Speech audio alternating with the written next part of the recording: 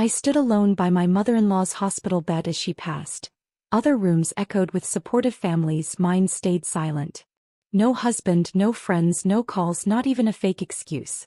As the doctor marked the time, a nurse handed me her final letter. Inside were names, a key, and one chilling instruction. The monitor flatlined at 3:42 p.m. on a Tuesday. Not with a dramatic beep like in the movies, but with a soft, continuous hum that seemed to stretch into infinity. I stood frozen, my hand still wrapped around Holly's cooling fingers, realizing I was now the only living person in the room. My mother-in-law had just taken her final breath, and I was completely alone. "Mrs. Walsh? Are you all right?" A nurse appeared in the doorway, clipboard pressed against her chest. Her eyes held the practiced sympathy of someone who witnesses death daily but still hasn't become numb to it. I nodded mechanically, my throat too tight for words. The hallway behind her buzzed with life. Family members hugging doctors, children clutching balloons for recovering parents, elderly couples holding hands in waiting room chairs. And here I stood, in a bubble of silence that no one had bothered to penetrate. I called them again. I finally managed, my voice embarrassingly small. My husband and his sister. They said they were coming. The nurse's expression softened with understanding. She'd been here the past 3 days while I maintained my vigil. She'd seen me make those calls, leave those messages, send those increasingly desperate texts. She'd witnessed the empty doorway each time I looked up hopefully at the sound of footsteps. "Some people struggle with goodbyes," she offered kindly. But we both knew this wasn't about struggling. This was about choosing not to be present. Through the wall, I could hear the faint sounds of celebration from the next room. Someone was going home today. The contrast made my isolation feel like a physical weight on my chest. I should call the funeral home," I mumbled, reaching for my phone. 3 missed calls from work. None from Travis or Stella. "The doctor will handle the paperwork first," the nurse explained, gently guiding me to sit in the chair I'd barely left for 72 hours. "And there's something else. Holly left this for you." From her pocket she produced a sealed envelope, slightly wrinkled at the corners. My name was written on it in Holly's distinctive handwriting, sharp, angled letters that somehow remained elegant despite her illness. "She made me promise to give it to you only after she was gone," the nurse explained. She was quite insistent. My fingers trembled as I accepted it. In the 3 years I'd been married to Travis, Holly had always been polite but distant. We weren't close confidants sharing secrets. What could she possibly have to tell me that couldn't be said while she was alive? I broke the seal carefully and pulled out a single sheet of paper. Inside was a key taped to the top of the page, old and slightly rusted. Below it, an address I didn't recognize and a single line of text that made my blood run cold. "They never loved me. Now they will learn what it means to be forgotten." "Is everything okay?" the nurse asked, noticing my expression. "Yes," I lied, quickly folding the paper. "Just some final thoughts." After signing the necessary forms and collecting Holly's meager personal effects, a nightgown, reading glasses, and a worn paperback, I walked out of the hospital in a daze. The late afternoon sun seemed inappropriately bright. In the parking lot, families helped patients into cars, some with balloons or flowers, others with new babies. Normal life continuing while mine felt suspended. I sat in my car for 20 minutes before I could bring myself to turn the key. During those moments, I replayed Holly's final weeks in my mind. Her increasing withdrawal, the long silences punctuated by cryptic comments I'd attributed to medication. The way she would stare at me sometimes when she thought I wasn't looking, as though trying to memorize my face. Or perhaps, I realized now, as though she was making a decision. The drive home felt surreal. Traffic lights, pedestrians, everyday life continuing while I carried the weight of Holly's death and her mysterious message. I checked my phone at a red light, still nothing from Travis or Stella. I was hanging my coat when my phone finally rang. Travis's name lit up the screen, and a complex mixture of relief and anger flooded through me. "Hey babe," he said casually. "You coming home soon? Did you remember to grab groceries? We're out of pretty much everything." The normalcy of his tone made me grip the counter for support. "Holly died today," I said flatly. The line went silent for several seconds. "Oh," he finally said. "When did that happen?" 3:42, I replied, my voice steady despite the tears tracking down my face. You would have known if you'd answered any of my calls. Another pause. Look, I had meetings all day. You know how it is. His voice dropped slightly. Well, she was never easy. I ended the call without responding. The house, our house, suddenly felt unbearably empty. On the kitchen table sat bills, magazines, normal life detritus that now seemed meaningless. And in my hand Holly's note burned like a live coal. That night I barely slept. Travis came home late, crawled into bed without speaking, and was gone before dawn for an early meeting. I lay awake until first light, the key from Holly's envelope digging into my palm as I clutched it. By 7 a.m. I had made my decision. I showered, dressed, and programmed the address from Holly's note into my GPS. It led me 30 miles outside of town, down increasingly narrow country roads until I reached a gravel drive nearly hidden by overgrown bushes. A rusted wrought iron gate hung partially open as though waiting for me. The cottage beyond was small and weathered, its once white paint peeling to reveal gray wood beneath. Wild roses had claimed one entire wall, their thorny branches scraping against warped window panes. It looked abandoned, forgotten by time itself. The key fit perfectly in the tarnished lock. As I pushed open the door, it creaked in protest, revealing a home frozen in time. Dust motes danced in the beams of sunlight cutting through partially closed curtains. Books lined shelves along one wall. Photo albums were stacked on a coffee table. And on the kitchen table, prominently placed in the center, sat another envelope, to be opened upon my death, by my lawyer. I stepped fully inside, closing the door behind me. The air smelled of old paper and faint lavender. As the dust settled around me, I realized I was standing in Holly's true home, not the sterile assisted living facility where Travis had insisted she stay. This was where her heart had remained. And somehow, for reasons I couldn't yet understand, she had chosen to share this secret place with me, and me alone. I sat at the kitchen table in Holly's hidden cottage for nearly an hour, staring at the envelope marked for her lawyer. The dust-covered surfaces around me told a story of abandonment. Not carelessness but deliberate preservation. This place had been waiting just like the envelope in my hands. The name on the second envelope read, Margaret Keller, attorney at law, with an address in downtown. I found the number online and called immediately, my heart pounding with each ring. Keller Legal Services, answered a crisp, professional voice. My name is Courtney Walsh, I began, my voice surprisingly steady. My mother-in-law, Holly Walsh, passed away yesterday. She left me an envelope addressed to you. A pause stretched over the line. Ms. Walsh, I've been expecting your call. I'm deeply sorry for your loss. The formality in her tone shifted to something more genuine. Holly was a remarkable woman. Could you come to my office tomorrow morning? There are matters we need to discuss. Of course, I agreed. Should I bring the envelope?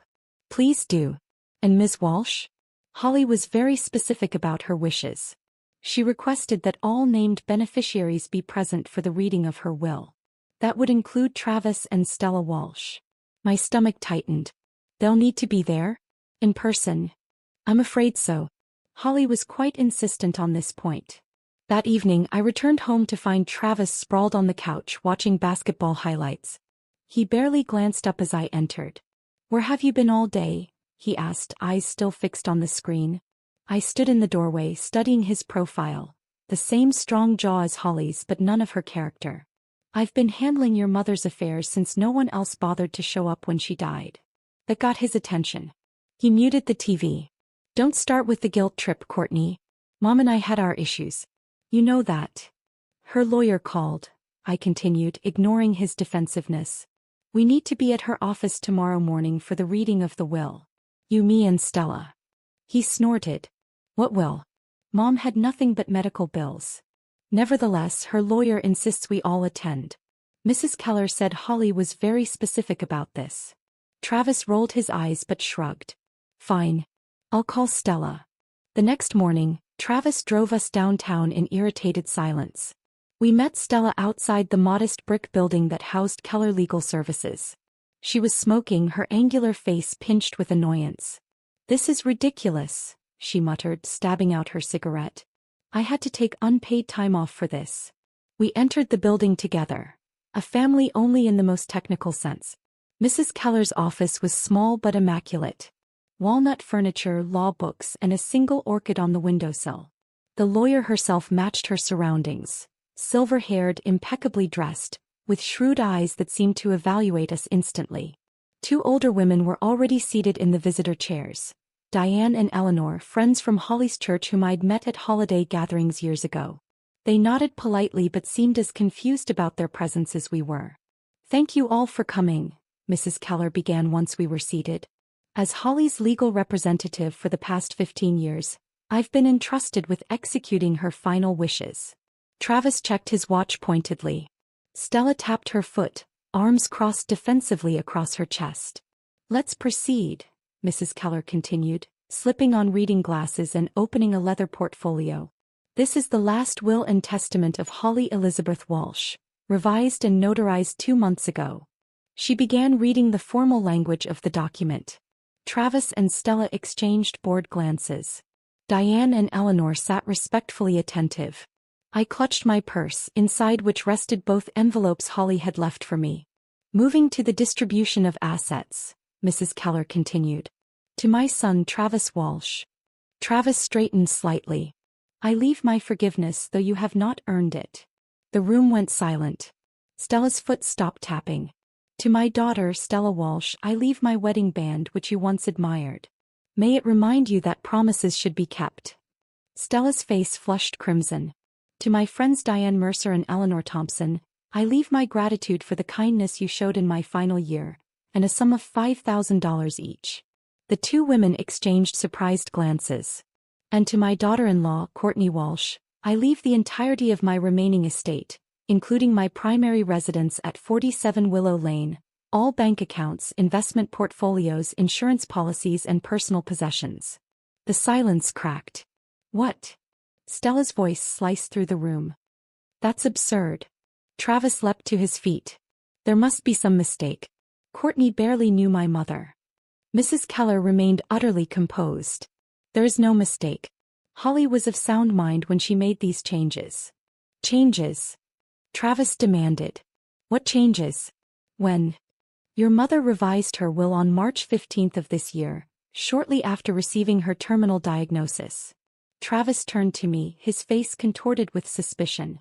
"You knew about this, didn't you? What did you do? Manipulate her while she was drugged up? Take advantage of her confusion?" "I had no idea," I whispered, genuinely shocked.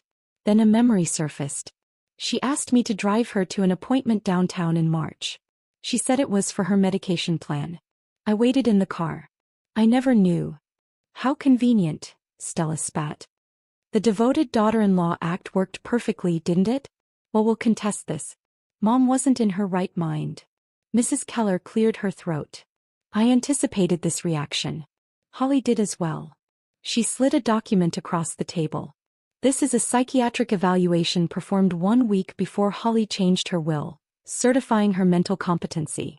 She also recorded a video statement explaining her decisions, which will be provided to the court if necessary." Travis's face had gone pale. "How much?" he asked hoarsely. "How much did she leave?" Mrs. Keller glanced at me. "The cottage alone is worth approximately $300,000. There are investment accounts totaling just over $270,000, and insurance policies worth $150,000. Holly lived modestly but invested wisely." Diane and Eleanor were staring at me with a mixture of surprise and something else. Respect, perhaps. Or vindication. "This is legally binding," Mrs. Keller continued. "My office will handle the transfer of all assets. And now, if you'll excuse us, I need to speak with Mrs. Walsh privately." After Travis and Stella stormed out, followed by the two friends, Mrs. Keller handed me a third envelope. "Holly asked me to give you this after the reading. She said you would understand." Alone in her office, I opened it with trembling fingers. Inside was a single sheet of Holly's stationery, her precise handwriting forming just one paragraph. "Forgive no one. Let them beg. Let them kneel. And when they do, smile, turn, and walk away." I folded the note carefully and placed it in my purse alongside the others. When I looked up, Mrs. Keller was watching me with quiet understanding. "She chose you for a reason," the lawyer said softly. "Not just as her beneficiary but as her voice." In that moment I finally understood. Holly hadn't simply left me money or property. She'd given me something far more valuable, the power she'd never had in life. And with it, a mission that would test every part of me. Outside, Travis was waiting by the car, his expression a storm of confusion and rage. Stella had disappeared. As I approached, I felt something shift inside me, a new strength flowing through my veins. Holly's voice seemed to whisper in my ear, "Now they will learn what it means to be forgotten." The drive home from Mrs. Keller's office was excruciating. Travis white-knuckled the steering wheel, his jaw clenched so tight I could see a muscle twitching beneath his skin. Neither of us spoke. The silence hung between us like a third passenger, heavy with unspoken accusations. "I'm going to stay at the cottage tonight," I finally said as we pulled into our driveway. "I need to sort through some of Holly's things." Travis gave me a sideways glance, calculation replacing anger in his eyes. "Sure, babe. Whatever you need. This must be overwhelming for you." The sudden shift in his tone made my skin crawl. I gathered an overnight bag without another word and drove back to Holly's secret home, my home now according to the will. The cottage felt different in the gathering twilight. Less abandoned, more expectant. I turned on lamps, swept away cobwebs and made a cup of tea in the kitchen where dust coated every surface. On a shelf near the fireplace, I discovered a row of leather-bound journals spanning decades, each labeled with a year in Holly's precise handwriting. I selected the most recent one and settled into an armchair by the window. Outside, crickets began their evening chorus as I turned to the first page. "Ben has been gone 7 years today," Holly had written. "Travis called for the first time in months. He needed money for car repairs. I gave it to him because I'm a fool who still believes a mother's love should be unconditional. Ben would be furious with me." I read until my eyes burned. Journal after journal revealed a woman I'd never truly known. Sharp, observant, and increasingly isolated. Holly had documented everything. Travis's escalating financial demands, Stella's cutting remarks about her embarrassing fashion choices and outdated opinions, friends who drifted away when her illness made socializing difficult. Called Travis 3 times this week. Read an entry from just 6 months ago. "He's screening my calls. When he finally answered, I could hear a basketball game in the background. He said he was swamped, but would visit soon." That was February. It's now June. Most heartbreaking were her descriptions of holidays spent alone. "Made a small turkey anyway. Set the table for 4 out of habit though I knew no one would come." Stella texted, "They're spending Christmas with her boyfriend's family in Vermont. Travis didn't even bother with an excuse this year." I slept fitfully that night, Holly's words echoing in my dreams. The next morning I discovered a wooden chest tucked under the bed in the main bedroom. Inside were bundles of letters tied with faded ribbon, correspondence between Holly and Ben spanning their 40-year marriage.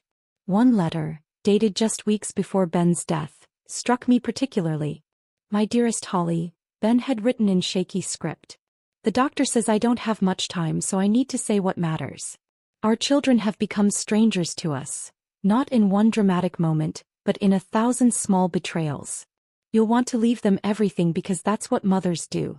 Don't reward those who abandoned us in our hour of need. Remember what we built together, Holly. Do what's right even if it's hard. Even if it breaks your heart." I carefully returned the letter to its envelope, understanding now the seeds of Holly's final decision. These weren't the bitter actions of a vindictive old woman. They were the considered choices of someone who had finally recognized a painful truth. Some ties, even blood ties, aren't worth preserving when they've been stretched beyond recognition. My phone buzzed with Travis's name on the screen. I hesitated before answering. "Hey," he said, his voice unnaturally cheerful. "Just checking on you. I made your favorite pasta for dinner if you want to come home." "I'll be staying here another night," I replied. "There's a lot to go through." "No problem," he said smoothly. "I was thinking, why don't we take a weekend trip soon? Just us like the old days. We could use some time to reconnect after everything that's happened." My stomach churned at his transparent attempt. "Maybe," I said noncommittally. "I'll let you know." For the next week, Travis's metamorphosis was both fascinating and repulsive to watch. He called daily with solicitous questions about my well-being. He cleaned the house, cooked elaborate meals on the nights I came home, even bought me flowers. The performance was flawless but hollow. His eyes remained calculating, watching for any sign his strategy was working. Then the court summons arrived. Petition to contest validity of will, the document proclaimed in bold type. Stella had filed a formal challenge, claiming Holly had been of unsound mind and subject to undue influence.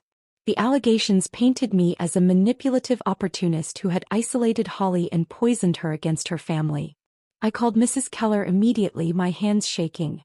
"I expected this," she said calmly.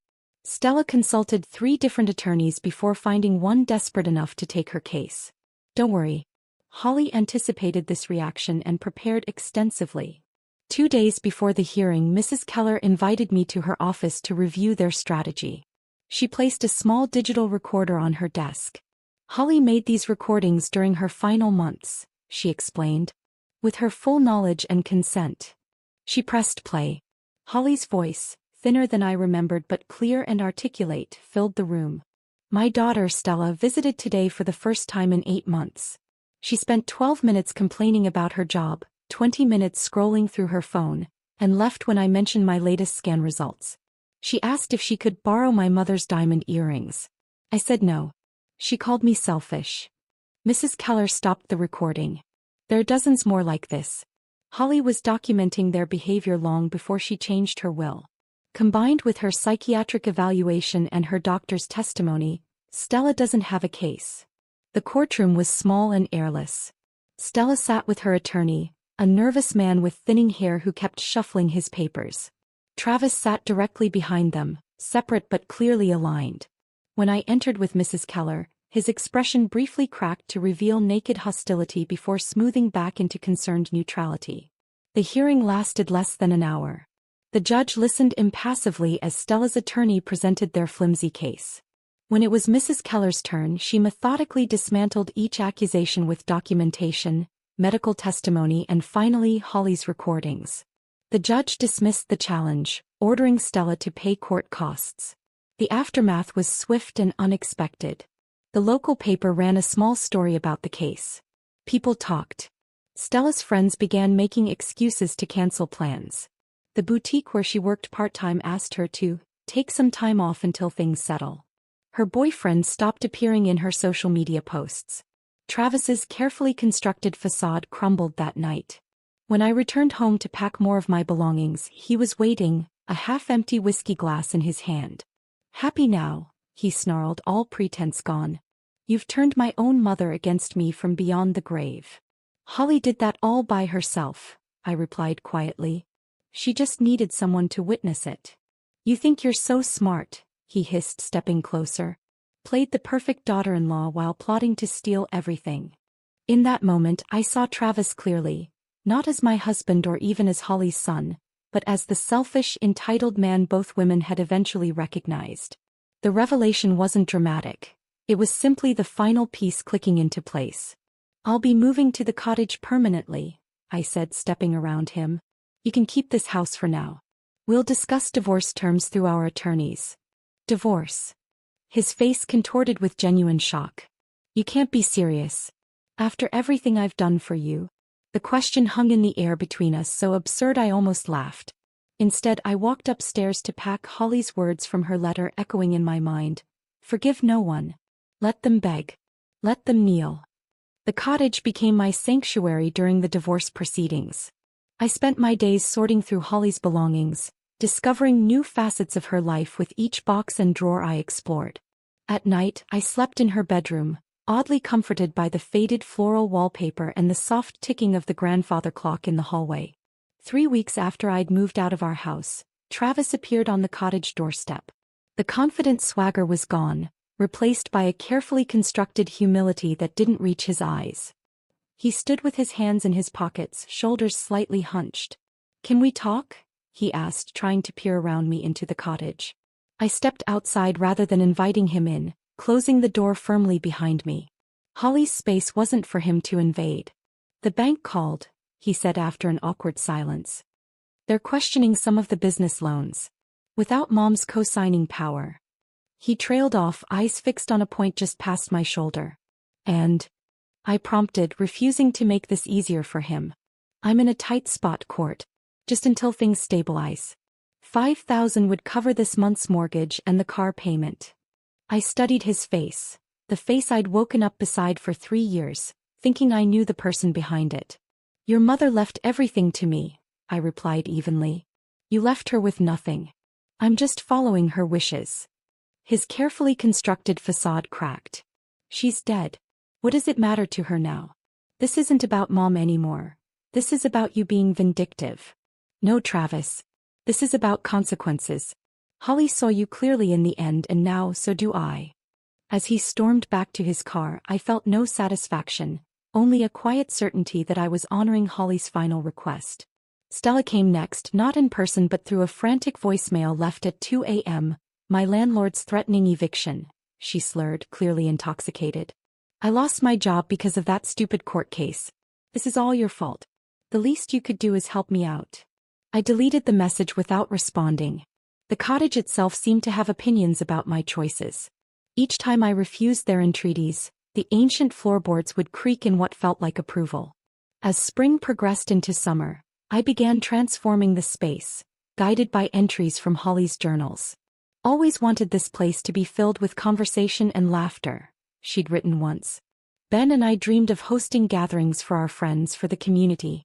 Then life got in the way and somehow it never happened. I hired local contractors to repair the sagging porch and update the plumbing. I painted walls in warm, welcoming colors and replaced the threadbare carpets with polished hardwood. The final touch was a hand-carved wooden sign above the front door, Holly's Haven. Mrs. Keller helped me establish a non-profit foundation with a portion of Holly's investments. We opened the doors on what would have been Holly's 73rd birthday, offering the community a place for grief support groups, elder companionship programs and weekly community dinners. Holly would have loved this, Diane said, her eyes damp as she toured the renovated space. She'd become a regular visitor during the renovation process, sharing stories about Holly that painted a vivid picture of the woman before loneliness and illness had dulled her spirit. She was always the first to organize a meal train when someone was sick, Eleanor added, adjusting a photograph of Holly I'd hung in the entryway. Remember how she taught those cooking classes at the church? She made everyone feel like family. The irony wasn't lost on me. Holly had created family connections with virtual strangers while her own children had abandoned her. But through the foundation's work, a new narrative emerged. People in town began speaking of Holly differently. No longer the reclusive old woman who died alone, but the generous spirit whose legacy was bringing the community together. 6 months after Holly's death, Travis made his most calculated move. He invited me to lunch at our old favorite restaurant, an intimate Italian place where we'd celebrated anniversaries and birthdays. He arrived early, securing our usual table by the window. When I sat down, he immediately reached for my hands across the table. I've been doing a lot of thinking, he began, his voice low and earnest. A lot of soul-searching. I wasn't the husband you deserved. I wasn't the son my mother needed. I slipped my hands from his grasp, watching him carefully. I want us to start over, Court. Renew our vows, rebuild what we had. He pulled a small velvet box from his pocket and placed it between us. I found Mom's engagement ring in her things before. Well, before everything happened. She would have wanted you to have it. The lie was so blatant it almost took my breath away. Holly's engagement ring was locked in my jewelry box at the cottage, one of the few personal items she'd kept with her at the assisted living facility, and which had been returned to me with her effects. That's not her ring, Travis, I said quietly. His composure faltered momentarily before he recovered. Well, it's similar. The point is, I want to make things right. Meet me at Riverside Park this weekend. We can talk about our future. I agreed, more curious than conflicted about what he might try next. The park was ablaze with autumn colors when I arrived on Saturday. Travis waited by the stone bridge where he'd proposed 3 years earlier, his theatrical sense of symmetry on full display. He'd even brought champagne and 2 flutes. You came, he said, unable to hide his surprise and relief. I did. I reached into my bag and pulled out a manila envelope. I brought something for you as well. His face brightened as he reached for it, doubtless expecting some sign of capitulation. Instead, he found divorce papers already signed by me. What is this? He demanded, though the answer was clearly spelled out on the first page. Exactly what it looks like. You made your choices long ago, Travis. Now I'm making mine. "You can't do this," he sputtered. "After everything I've done to make things right." "You haven't done anything to make things right," I corrected him. "You've done everything to get your hands on Holly's money. There's a difference." He ripped the papers in half, a childish gesture that changed nothing. "My attorney had the originals." "This isn't over," he threatened, storming away. But it was. 2 days later, an email arrived from Stella. Gone was the entitled anger of her earlier communications. In its place was a carefully crafted apology and a heartfelt plea for assistance. "I've hit rock bottom," she wrote. "I know I don't deserve your help, but I'm desperate. Even a small loan would make a difference right now." I considered her words for a long time, remembering Holly's final letter. Then I scanned that letter and attached it to my reply. Nothing more, nothing less. Forgive no one. Let them beg. Let them kneel. And when they do, smile, turn and walk away. I blocked her email address immediately afterward. That evening I walked through Holly's Haven after everyone had gone home. The rooms still held echoes of the day's conversations, elderly neighbors sharing stories over tea, a young widow finding solace in a support group, children laughing during an after-school program.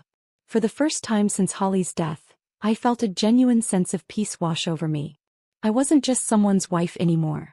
I wasn't just someone's daughter-in-law. I was a woman standing on my own, carrying forward the legacy of another woman who had been wronged, and who had refused to die quietly.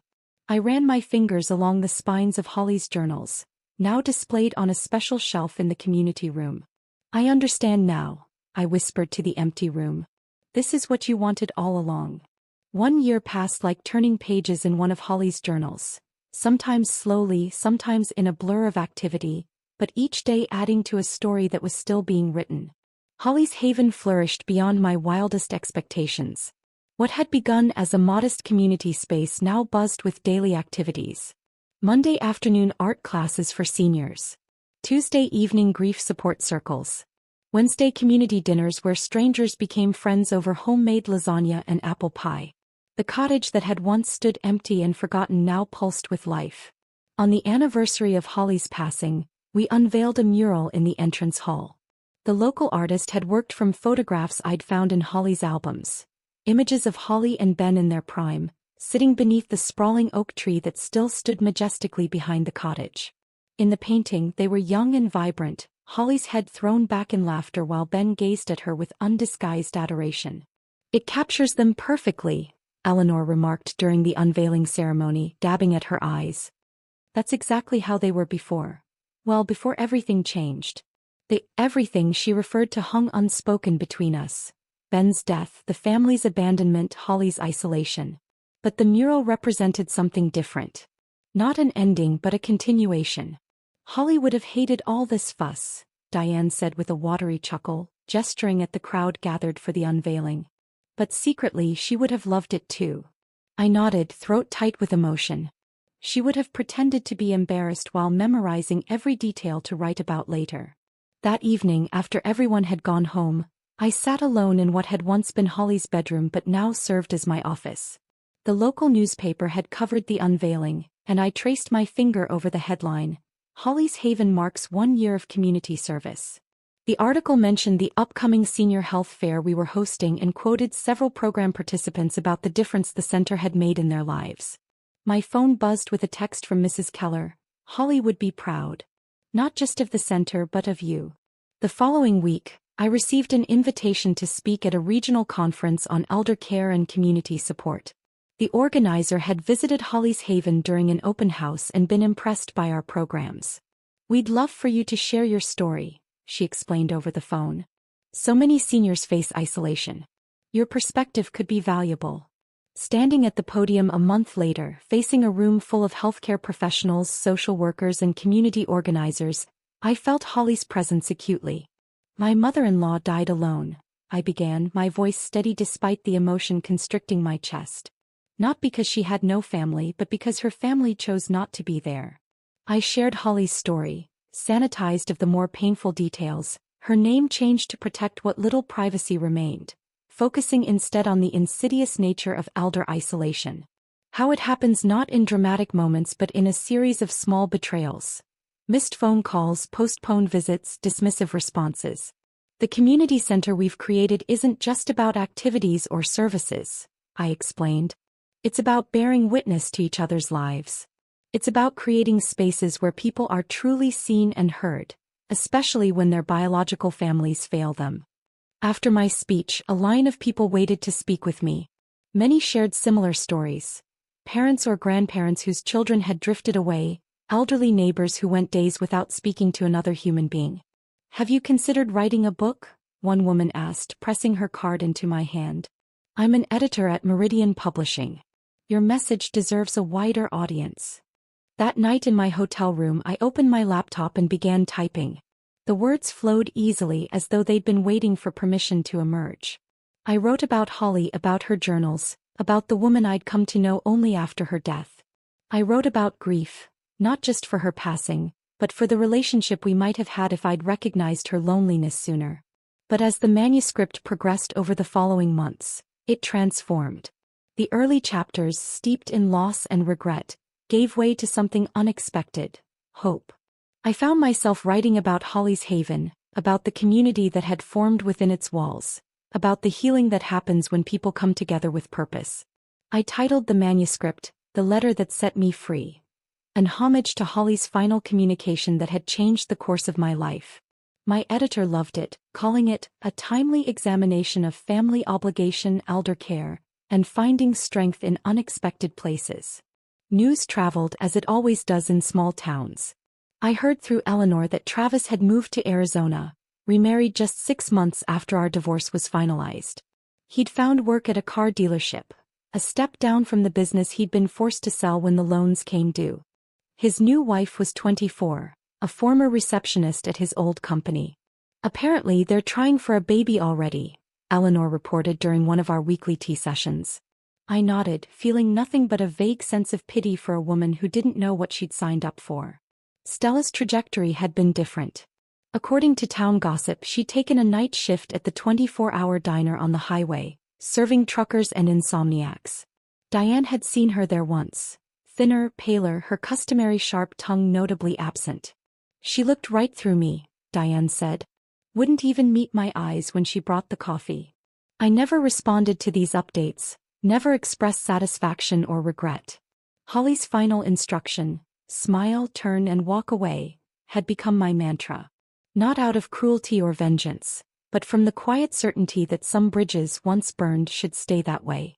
The book was published in spring, coinciding with the 2nd anniversary of Holly's Haven.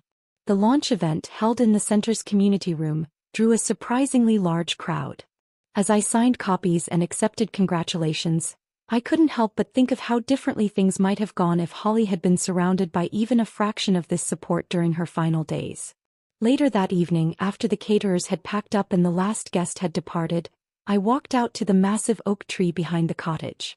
Its branches stretched toward the darkening sky, leaves rustling in the gentle breeze. At its base, I placed a bouquet of wildflowers, the same variety that had grown in Holly's garden when she and Ben first bought this land. "You were never forgotten," I whispered, resting my palm against the rough bark. "And now neither am I." The breeze picked up, sending petals dancing around my feet. In that moment I felt a profound sense of completion. The past, with all its pain and betrayal, remained where it belonged, behind me. The future stretched ahead, built not on the shaky foundation of family obligation, but on the solid ground of truth, respect, and quiet strength. Holly's final gift hadn't been the money or the property. It had been permission to define myself on my own terms. To recognize toxic relationships and walk away from them without guilt. To build something meaningful from the ashes of disappointment. As twilight deepened into night, I made my way back to the cottage, to the home that had become both sanctuary and mission. Tomorrow would bring new visitors to Holly's Haven. New stories. New connections. The work would continue, evolving in ways even Holly couldn't have imagined. And somewhere I liked to think she was watching. Not with bitterness or regret, but with the quiet satisfaction of a woman whose final act of defiance had created ripples of change far beyond her own life. That, I decided, was the true meaning of legacy. Not what you leave behind, but what grows from the seeds you plant. Holly had planted seeds of truth in the barren soil of betrayal. And against all odds, something beautiful had blossomed. If this jaw-dropping inheritance surprise had you gasping, smash that like button right now. My favorite part was when Courtney handed Travis the divorce papers at the same park where he once proposed. Talk about poetic justice. What was your favorite moment? Drop it in the comments below. Don't miss more powerful stories of standing your ground. Subscribe and hit that notification bell so you never miss an upload.